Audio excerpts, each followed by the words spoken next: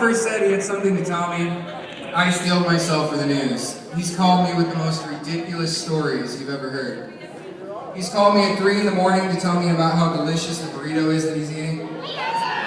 He's called and saying every word to a Bloodhound Gang song into my voicemail, because I learned at that point not to answer my phone after 9:30. He once called to tell me that he was going to fly to Hollywood to meet Ryan Seacrest, his idol. So when he said he was going to marry Sylvia, I wasn't really surprised. When he called to tell me about the ring he had picked out, though, I was intrigued. This isn't normal. Alan has the attention span of a fat kid in a candy store. He spent his entire life running from one thing to another, trying everything and settling on nothing. He's been out here running hay, he's worked landscaping, he's been a prison guard.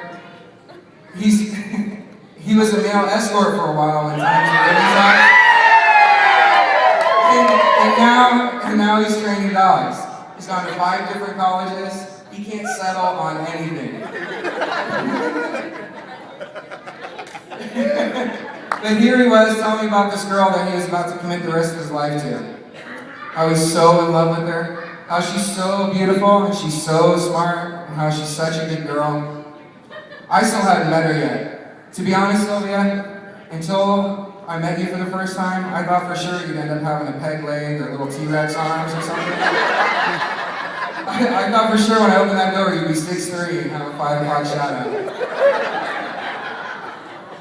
Imagine my surprise to find you standing there looking just as good as he had promised. I couldn't believe this guy had you hypnotized or sedated or whatever he was doing for as long as he had. I remember getting him distracted for a while over on the other side of the room that first night, showing him a vinyl copy of the Men Without Hats album that he'd been looking for years. Remember them, right? The 60 dance? You can dance if you want to. You can do a friends tonight. It's Al's favorite song. You can't get enough of it. Anyway, I had him over there for a solid 5 minutes to mark my totally awesome record, and Sylvia here had plenty of time to make it up for it. And she didn't. She just stood there and waited for him to come back. She didn't make a break for the door or leave a note pleading for help. That was when I figured it out. He had kidnapped some brother or cousin of yours, and he wasn't going to let them go until he agreed to all this. So today's the big day, sir, when you finally get your freedom. Congratulations on finally getting your life back wherever you are. And I owe you a congratulations as well, Sylvia. You've convinced Alan to slow down and start a family. This is the most impulsive man I have ever met. He once got a brand on his arm from a bar that agreed to give him 25-cent beers for the rest of his life in exchange for burning their logo into his arm.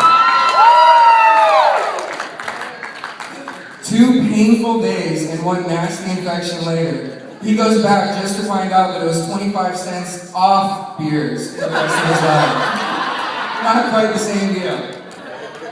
Well, he learned his lesson, and now he looks long and hard at all the fine print. He's talked about this day for a long time now, put in a lot of consideration, and the day's finally here. It almost didn't happen though. Many years ago, Alan and I were playing pool, and I was just killing it. I had already won all his money, and we had long ago moved on to more interesting bets like disgusting shots of alcohol.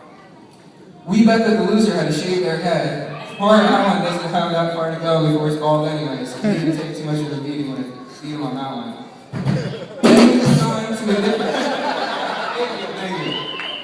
Then we moved on to a different kind of bet. And when that last ball dropped into her pocket on a wicked bank shot, poor Alan had just lost a priceless possession. The most prized possession a man can own. His own manhood. We drew up a contract right then and there at that bar, and true to his word, he signed. I actually happen to have it right here.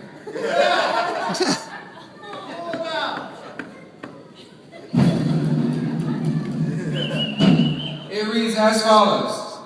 At the time of mine, Jason Allen Ames choosing, I may claim the rights to Alan McGuire's right testicle, including, but not limited to, removal of 40 faces. Signed on this day of our Lord, the 20th of February, 2005. That's Alan for you, though. Most people would have blown off that bet. Most folks would never have signed something so ridiculous, no matter how far-fetched it seemed. But not Alan.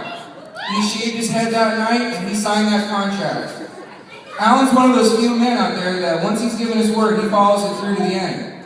He's a man of integrity and moral fortitude, mixed with cynicism and borderline mental retardation that makes him a great person to be around.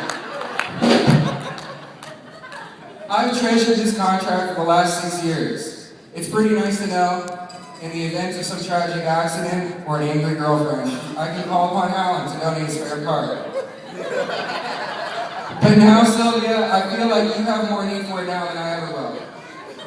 So I freely give this contract to you, Sylvia, so that you can legally keep the pair of them in your purse forever.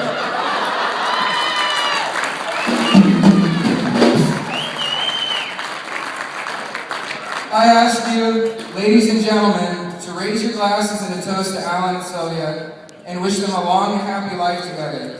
And may that contract prove to be fertile for the both of you. Here's to you. Congratulations, Alan and Sylvia.